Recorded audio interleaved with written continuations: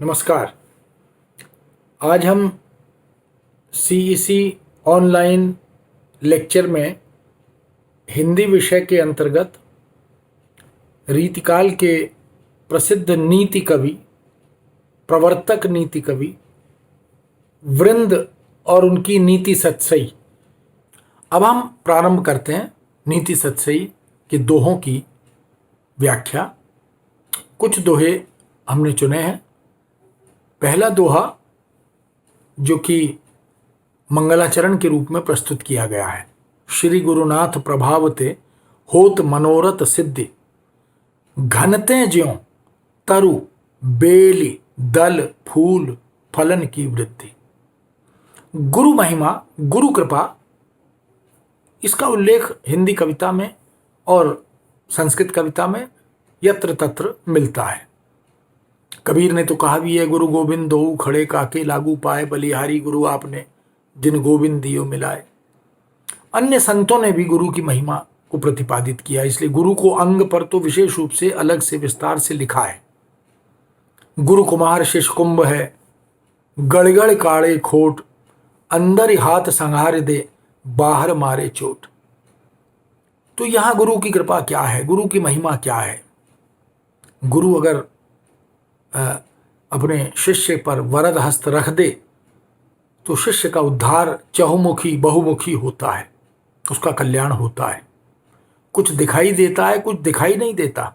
उसका जो आशीष है, उसकी जो कृपा है, वो कितनी व्यापक, कितनी विस्तृत है, इसकी सुंदर परिकल्पना वृंद ने की है। गुरु श्री गुरुनाथ प्रभाव थे, श्री गुरुनाथ के प्रभाव से, गुरु की कृपा से होत मनोरथ सिद्धि। जितनी मनोकामनाएं हैं शिष्य की, मनोरथ हैं, उन सब की सिद्धि होती है। वो गुरु से याचना भले ही किसी एक उद्देश्य के लिए, प्रयोजन के लिए करे, लेकिन समस्त मनोकामनाएं पूरी हो जाती हैं। जितने मन में इच्छाएं हैं गुरु कृपा से वो पूर्ण होती हैं। कैसे? घनते ज्यों तरु, जैसे बादल के आने पर केवल वृक्ष ही सिंचित नहीं होता। वृक्ष तो सिंचित होता ही है जब बारिश बादलों से होती है। घनते ज्यों तरु बेली, उसके साथ लगी हुई लताएं भी सिंचित हो जाती हैं, क्योंकि लता जो होती है वो वृक्ष के साथ साथ ऊपर चढ़ती चलती है। तो केवल वृक्ष का कल्याण नहीं होता, उसके साथ रहने वाली लताओं का भी कल्याण हो जाता है। दल, बेल, दल, दल कहते हैं पत्ते, जैसे तुलसी दल।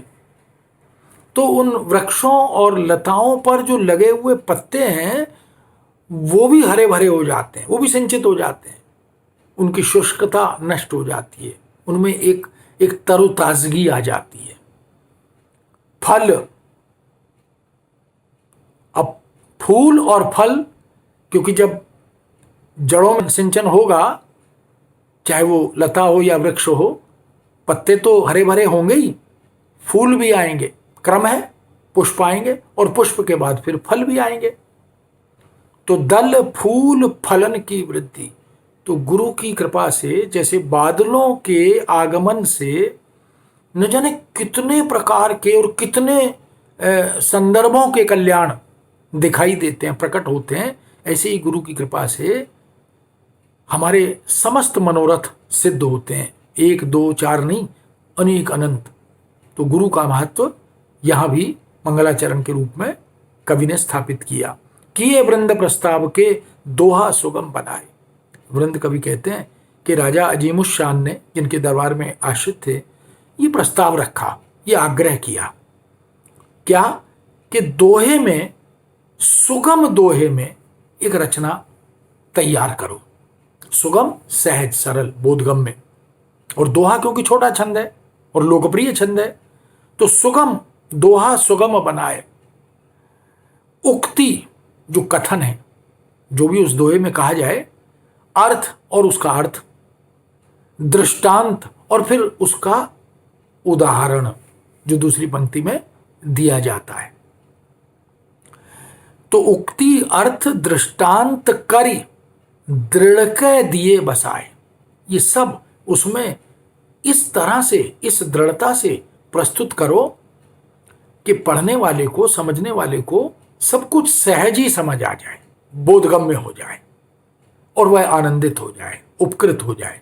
ये राजा ने, अजीमुशान ने दरबार आश्रित कवि वृंद से कहा। भाव सरस समझत सबे, भले लगे यह भाई। और यह भी कहा कि देखो, कविता में जो भाव होते हैं वो जब सरस होंगे और सबकी समझ में आने वाले होंगे, सबके लिए बोधगम्य होंगे। भाव सरस समझत सबे, तो सबको समझ में आएंगे। जो सरस होंगे, हृदय को स्पर्श करेंगे, वो सबको समझ में आएंगे। भले लगे यह भाई, इसलिए सबको लुभाएंगे भी, सबको आकृष्ट भी करेंगे, मोह भी लेंगे। इसलिए कविता ऐसी लिखो, दोहे ऐसे लिखो कि सब विमुग्ध हो जाएं। जैसे अवसर की कही, बानी सुनत सुहाए। अब कहा कैसे भाव, कि जैसे कोई भी बात यदि अवसर पर कही जाए तो सबको अच्छी लगती है। बिना अवसर की बात किसी को अच्छी नहीं लगती, चाहे बात कितनी अच्छी हो, लेकिन उसको भी अवसरानुकूल व्यक्त करना चाहिए। मौका देखकर, स्थिति देखकर, मनस्थिति देखकर, मनोभाव देखकर कोई बात कहनी चाहिए। तो जैसे अवसर पर कही गई बात सबको सुहाती है, अच्छी लगती है, ऐसे ही सरस भावों में व्यक्त किए गए दोहे भी सबको, कविता भी सबको लुभाती है, अच्छी लगती है। वो दो जिनकी चर्चा हमने पहले की थी, नीकी पे फीकी लगे बिन अवसर की बात। बात कितनी नीकी हो, नीकी माने अच्छी, नीकी पे फीकी लगे, अच्छी बात भी फीकी यानी बुरी लगती है, व्यर्थ लगती है। बिन अवसर की बात, अगर बिना अवसर के कही जाए, मौका देखकर, अवसर देखकर कोई भी बात अगर अच्छी है कही जाए तो अच्छी लगेगी। अगर अवसर नहीं है, अवसर के विपरीत बात कही जा रही है, भले ही अच्छी हो, उपदेश की हो, कल्याण की हो, तो बुरी लगेगी। नीकी पे फीकी लगे बिन अवसर की बात, जैसे बरनत युद्ध में रस सिंगार न सुहात। जैसे कोई कवि युद्ध का वर्णन कर रहा हो, किसी राजा का, किसी दो राजाओं के युद्ध का, और वीर रस में कर रहा हो, ओज में कर रहा हो, और अचानक श्रृंगार का कोई छंद उसमें घुसा दे, प्रविष्ट करा दे, तो जो रस है वो भंग हो जाएगा। उत्साह में, वीर में जो आनंद आ रहा है, वो अचानक श्रृंगार रस के आगमन से वो आनंद नष्ट हो जाएगा, इसलिए वह समुचित नहीं लगता। अब इसके ठीक विपरीत देखिए, फीकी पैनी की लगे। बात कभी कभी फीकी होती है, बुरी होती है, लेकिन वो भी यदि सोच समझ कर कही जाए, कहिए समय विचार, समय को विचार कर, समयानुकूल यदि कोई हल्की बात, कोई कम अच्छी बात, कोई बुरी बात भी कही जाए, समय देखकर, मौका देखकर, तो वह भी ठीक लगती है। फीकी पैनी की लगे, वह भी अच्छी लगती है, चल जाती है, खप जाती है। सबको मन हर्षित करे, ज्यों विवाह में गारी। जैसे गाली देना बुरी बात है, बाल्यकाल से ही हम सीखते सिखाते हैं कि गाली नहीं देनी चाहिए, गाली देना अच्छी बात नहीं है। लेकिन विवाह के अवसर पर, भारतीय संस्कृति में विवाह के अवसर पर दूल्हे को, उसके मित्रों को, परिवारजनों को गाली देने की, प्रताड़ित करने की परंपरा है। ब्रज में तो संटी से मारा भी जाता है, गोबर आदि से उसके कपड़े भी खराब किए जाते हैं। जैसे जूते चुराना, चोरी करना बुरी बात है, लेकिन विवाह के अवसर पर जूते चुराना एक सांस्कृतिक परंपरा है, उसका निर्वाह है। तो ये चोरी बुरी बात है, लेकिन वो भी अच्छी लगती है। और गाली देना बुरी बात है, लेकिन विवाह आदि रिचुअल से, हमारी परंपराओं से, हमारी रीति रिवाजों से जुड़ी हुई चीज़ें हैं, तो वह भी अच्छी लगती हैं। कवि ने, वृंद ने सहज रूप में हमारे सांस्कृतिक परंपराओं को, हमारी मान्यताओं को दृष्टांत के रूप में प्रस्तुत करके यह बताया कि देखो, अवसर, समय, इसकी परख जीवन में बहुत ज़रूरी है। कहाँ क्या कहना है, कहाँ क्या पहनना है, कहाँ क्या खाना है।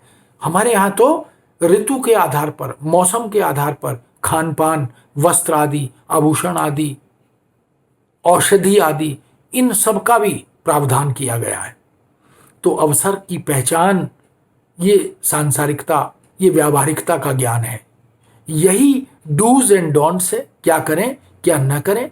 इसी को वृंद कवि ने सुगम दोहों के माध्यम से प्रस्तुत किया हमारे सामने। राजा की आज्ञा का अनुपालन किया, लेकिन लोकहित के लिए ये सुंदर दोहे उन्होंने लिख डाले। अब देखिए दोहा संख्या 6, रागी अवगुण ना गने यह जगत की चाल, देखो सबही श्याम को कहत बाल सब लाल। जिससे हमारा राग होता है, अनुराग होता है, प्रेम होता है, आत्मीयता होती है, उसके अवगुण दिखाई नहीं देते। कितनी कमियां हों उसके दिखाई नहीं देते हमें। हम बुराइयां देखते नहीं उसमें, क्योंकि उसे हमने अपना मान लिया है। अब ये एक नीति का हिस्सा भी है भाई, जिसे अपना माना उसकी अच्छाइयां अगर हमारी हैं तो उसकी बुराइयां भी हमारी हैं। ऐसा नहीं होना चाहिए कि मीठा मीठा गप और कड़वा कड़वा थू, नहीं। तो रागी अवगुण ना गने, जो रागी होता है, प्रेमी होता है, आत्मीय होता है, वो अपने व्यक्ति के अवगुण नहीं गिनता, देखता भी नहीं है। यह जगत की चाल, ये सृष्टि का नियम है, ये समाज का नियम है। देखो सब ही श्याम को कहत बाल सब लाल। देखो हैं तो कृष्ण श्याम, श्याम वर्ण वाले, काले हैं, लेकिन उनके मित्र मंडली के लोग, बाल गोपाल, सब उन्हें काला कहकर या काले कहकर नहीं बुलाते, उन्हें लाल कहकर बुलाते हैं। ब्रज में कृष्ण के लिए लाल शब्द बड़ी आत्मीयता के साथ प्रयुक्त होता है। और लाल रंग वैसे भी अनुराग का रंग है, प्रेम का रंग है। तो अनुरागी मन जो है वह अवगुण नहीं देखता, वह तो अपने व्यक्ति को, आत्मीय व्यक्ति को गुणों से ही पहचानता है। तो बड़ी सुंदर परिकल्पना और सुंदर अभिव्यक्ति कवि ने की। जो जाको प्यारो लगे सो तिहि करत बखान। स्वाभाविक है, मनोवैज्ञानिक है, जिसको जो प्रिय लगता है वो उसी का बखान करता है ना। कहते हैं कि मनी मन भावे मूड हिलावे, ये भी कहते हैं कि सावन के अंधे को हरा ही हरा दिखता है। अब लोक में प्रचलित उक्तियां बड़ी मारक उक्तियां हैं, जीवना अनुभवों से युक्त उक्तियां हैं। तो क्या कहा कि जो जाको प्यारो लगे। अगर लोक में एक उक्ति है, दिल आया गधी पर तो परी क्या चीज है। तो जो जाको प्यारो लगे, जो जिसे प्रिय लगता है, ताको करत बखान, तिनको करत बखान, उसी का बखान, दिन रात उसी का नाम, उसी की चर्चा, उसी की प्रशंसा, उसे आत्मिक आनंद मिलता है। जो जाको प्यारो लगे सोती ही करत बखान। और फिर क्या कहा, जैसे बिस्को बिस बखी मानत अमृत समान। अब जो प्रिय है उसके अवगुण दिखाई नहीं देते, उसमें तो गुण दिखाई देते हैं। जैसे विष का भक्षण करने वाला कोई शराबी है, कोई नशेड़ी है, उसे उसके दोष, उसकी कमियां नहीं दिखाई देती। मानत अमृत समान। अगर हम उसे कह दें कि शराब मत पियो, नशा मत करो, ये ठीक नहीं है, अनुचित है, स्वास्थ्य के लिए हानिकारक है, वो उसी में से तमाम तरह के गुण गिनवाने शुरू कर देगा। ये तो औषधि है, ये तो स्वास्थ्यवर्धक है, मैं तो दवा की तरह लेता हूं, आदि आदि। तो जो जाको प्यारा लगे, जो जिसको प्रिय लगता है ना, जैसे बिस को बिस भखी मानत अमृत समान। विष का भक्षण करने वाला भी उसे अमृत के समान बखान करता है, बताता है कि ये तो अमृत है, इसको ग्रहण करने से जीवन बढ़ता है, आदि आदि। तो ये मानव स्वभाव। राग और अनुराग क्या है, और ये जो मोह की अंधता है उसकी तरफ भी संकेत किया। विवेक हर लेता है मोह, इसीलिए उसका संकेत कवि ने किया। जो जाको गुण जानहि सो तिहि आदर देत। अब जिसका जैसा स्वभाव है और जो जिसके गुणों को जानता, पहचानता है, परखता है, वो उसका मान सम्मान भी करता है, उसका आदर करता है।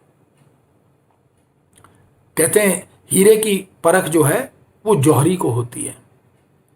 सड़क पे पड़ा रहे, मिट्टी में पड़ा रहे और हम नहीं जानते तो हम उसकी परख नहीं कर सकते, लात मारकर निकल जाएंगे, पांव रखकर निकल जाएंगे।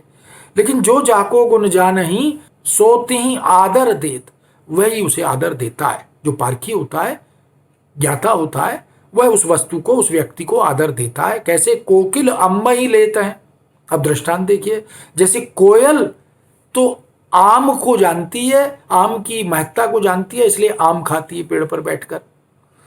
और काग निबोरी लेत, और कौवा उसका जैसा गुणधर्म है, उसकी जैसी अपनी विशेषता है, जैसा व्यक्तित्व है, वो वैसी वस्तु का चयन करता है। वो नीम पर बैठकर उसकी निमोली खाता है। निमोली जो है वो कड़वी होती है, पकने पर भले ही मीठी हो जाए, लेकिन उसका धर्म तो कड़वाहट का है। तो कौवा निमोली लेता है, निमोली खाता है नीम की, और कोयल आम खाती है, क्योंकि दोनों की अपनी प्रकृति उनको अपने अनुकूल चयन की प्रेरणा देती है। तो हमें कोयल बनना है या कौवा बनना है, ये हमें तय करना है, क्या ग्रहण करना है, क्या चुनना है समाज में, जीवन में। अन उद्यम ही एक को यों हरि करत निबाह। किसी एकाध का निर्वाह भगवान पूर्व जन्म के कारण या भक्ति के फल के कारण बिना परिश्रम के भी एकाध का निर्वाह संसार में कर देते हैं। कुछ लोग होते हैं सौभाग्यशाली, जिन्हें श्रम नहीं करना पड़ता, कुआं नहीं खोदना पड़ता, पानी वैसे ही मिल जाता है। तो अन उद्यम ही एक को यों हरि करत निबाह। भगवान तो दयालु है ना, किसी किसी पर एकाध पर ऐसे भी कृपा कर देते हैं। ज्यों अजगर मुख आनि के निकसत बाही बाह। ठीक वैसे ही जैसे अजगर को जब शिकार मिलता है तो वह उस शिकार को सक कर लेता, खींच लेता है अपनी शक्ति से अपनी ओर, और फिर उसे चबाता नहीं है, पूरा का पूरा निगल जाता है। तो बिना उद्यम के यदि कोई एकाध व्यक्ति हो जिसका निर्वाह होता है, तो उसे देखकर दुखी नहीं होना चाहिए, क्योंकि अन उद्यम से, बिना उद्यम से जो चीजें प्राप्त होती हैं वो उसी रास्ते से वापस जाती हैं। जैसे अजगर को शिकार मिल तो गया भाग्य से, लेकिन बिना परिश्रम के, बिना चबाए, बिना काटे पीटे वो उसे निगल गया, तो कुछ भी नहीं करना पड़ा। लेकिन उसी मुंह से उसे उगलना भी पड़ता है, उड़ेलना भी पड़ता है। निकालेगा नहीं तो पूरा अंदर थोड़ी पड़ा रहेगा। कोई बड़ा जीव है, जंतु है, मनुष्य है, निगल गया तो उसे निचोड़ लेता है, लेकिन उसी मुंह से उसे वापस फेंकना भी पड़ता है। तो बिना मेहनत का जो कमाई है, बिना परिश्रम की जो अर्जन है, वो पचता नहीं है, उसे उड़ेलना पड़ता है। इसलिए शिक्षा क्या है, नैतिक आदर्श क्या है कि उद्यम से जो प्राप्त होगा वो स्थायी होगा, उसका महत्व होगा। हलन चलन की सकती है तोलो उद्यम ठान। इसलिए कहते हैं कि जब तक शरीर में ताकत है, हिलने डुलने चलने फिरने की शक्ति है, तब तक उद्यम जरूर करो, परिश्रम जरूर करो। तोलो उद्यम ठान। मनुष्य को ईश्वर ने हाथ पांव दिए, शरीर सशक्त दिया है, सक्रिय दिया है काम करने के लिए, श्रम करने के लिए, तो ताकत से करते रहो। हलन चलन की सकती है तोलो उद्यम ठान, अजगर ज्यों मृगपति बदन मृग न परत है आन। जैसे अजगर के मुख में या मृगपति, मृगपति कौन है, पहले मृग कहा जाता था जानवर को, और मृगपति यानी जानवरों के राजा वो शेर थे, इसलिए जानवरों का राजा शेर को कहा जाता है। अब वो अर्थ संकोच से मृग हिरण के लिए रूढ़ हो गया, लेकिन प्राचीन समय में हम भाषा वैज्ञानिक दृष्टि से देखें तो मृग का अर्थ, इससे शब्द बना था मृग्या, यानी जीव जंतुओं का शिकार। तो जैसे मृगपति बदन, बदन यानी मुख, जैसे शेर के मुख में या अजगर के मुख में शिकार खुद आकर नहीं बैठ जाता, वो ये नहीं कहता मुझे खा लो, हाथ पांव तो हिलाने पड़ते हैं, बूढ़ा भी हो जाए शेर तो भी जाना तो पड़ेगा। जो अजगर जो मृगपति बदन मृग न परते हान। हिरण खुद चलकर नहीं आ जाता शेर के पास कि तुम्हारे मुंह में मैं बैठ जाता हूं तुम खा लो, या अजगर के मुंह में आकर कहे कि मैं आ गया तुम मुझे खा लो, ऐसा नहीं। मेहनत तो करनी पड़ेगी, उद्यम तो करना पड़ेगा। बिना उद्यम के किसी को कुछ भी प्राप्त नहीं होता।